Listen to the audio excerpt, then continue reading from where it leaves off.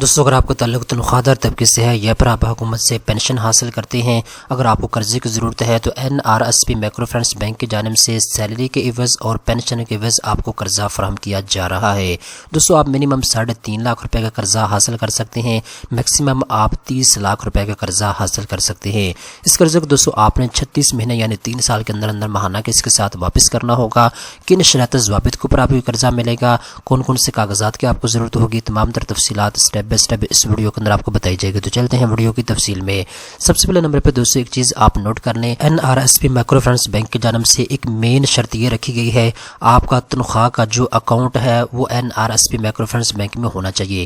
جو آپ کو ماہانہ تنخواہ ملتی ہے، چاہے آپ سرکاری ملازمت کرتے ہیں یا پھر آپ پرائیویٹ ملازمت کرتے ہیں، اگر آپ کی ماہانہ تنخواہ NRSP مائکرو فنانس بینک میں آتی ہے تو پھر آپ قرضے کے لیے ایزیلی اپلائی کر سکتے ہیں، آسان شرائط کے اوپر آپ کو قرضہ مل سکتا ہے۔ سیم اسی طرح اگر آپ حکومت سے پینشن حاصل کرتے ہیں اور آپ کا pensioner account NRSP micro finance bank میں موجود ہے تو پھر بھی آپ کو آسان شرائط کے اوپر قرضہ مل جائے گا۔ اس بعد دوستو اگر آپ قرضے کے لیے اپلائی کرنا چاہتے ہیں، اگر آپ کا تعلق تنخواہ دار طبقے سے ہے تو آپ کی 20 سال سے لے کر 60 سال کے درمیان میں ہونی چاہیے۔ اگر آپ کا تعلق پینشن والے طبقے سے ہے تو پھر آپ کی میکسیمم ایج 70 سال تک ہونی چاہیے، ٹھیک ہے۔ اس کے بعد دوستو جیسے کہ میں نے آپ کو بتا دیا ہے، لون اماؤنٹ کی بات کریں تو منیمم آپ 3.5 لاکھ روپے کا قرضہ لے سکتے ہیں، میکسیمم آپ 30 لاکھ روپے کا قرضہ حاصل کر سکتے ہیں۔ دوستو یہ ڈیپینڈ کرتا ہے، جتنی آپ کی ماہانہ تنخواہ زیادہ ہوگی اتنا زیادہ آپ کو قرضہ ملے گا، جتنی آپ کی ماہانہ تنخواہ کم ہوگی اتنا کم آپ کو قرضہ ملے گا۔ آپ کی کیپیسٹی کو دیکھنے کے بعد ہی یہ اندازہ لگایا جائے گا کہ آپ کو کتنا قرضہ دینا ہے۔ اسی طریقے کے ساتھ اگر آپ پینشن والے طبقے سے ہیں، آپ حکومت سے پینشن لیتے ہیں تو جتنی آپ کی پینشن کی اماؤنٹ زیادہ ہوگی اتنا زیادہ آپ کو قرضہ ملے گا، جتنی آپ کی پینشن والی اماؤنٹ جو ہے وہ کم ہوگی اتنا کم آپ کو قرضہ ملے گا۔ یہ آپ کی کیپیسٹی کو دیکھنے کے بعد ہی بینک اندازہ لگاتا ہے کہ اس بندے کا قرضہ کتنا منظور کرنا ہے۔ اس کے بعد دوستو جتنا بھی قرضہ آپ لیں گے، آپ نے 3 سال کے اندر ماہانہ قسط کے ساتھ اس قرضے کو واپس کرنا ہوگا۔ اس کے بعد دوستو ری پیمنٹ کی بات کریں تو ماہانہ قسط کے ساتھ آپ نے اس قرضے کو واپس کرنا ہوگا۔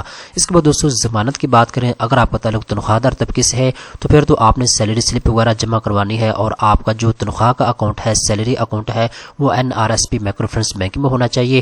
اور اس کے بعد اگر آپ کا تعلق پینشن والے طبقے سے ہے تو جو پینشنر کی جو بک ہوتی ہے وہ آپ نے ان کو جمع کروانی ہوگی۔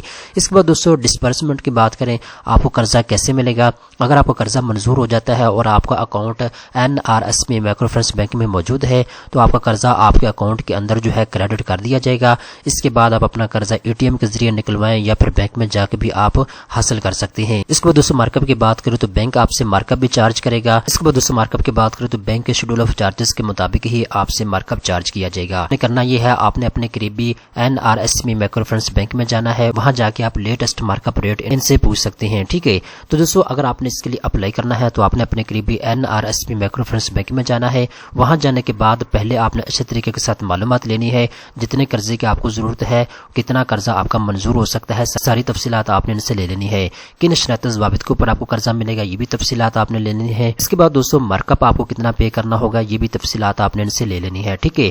اگر آپ کا دل مانتا ہے تو آپ قرضے کے لیے اپلائی کریں، اگر آپ کا دل نہیں مانتا تو آپ بالکل بھی اس کے لیے اپلائی نہ کریں۔ تو اگر آپ نے قرضے کے لیے اپلائی کرنا ہوگا تو NRSP مائکرو فنانس بینک کی قریبی برانچ میں آپ نے جانا ہے، آپ نے سمپل فارم پر کرنا ہے، فارم کے ساتھ آپ نے اپنے شناختی کارڈ کی کاپی لگانی ہے، سیلری سلپ آپ نے لگانی ہے، اس کے بعد یوٹیلٹی بل کی کاپی آپ نے ساتھ لگانی ہوگی۔ اس کے علاوہ دوستو بینک کوئی اور کاغذات آپ سے مانگتا ہے تو وہ آپ نے ساتھ لگانے ہوں گے۔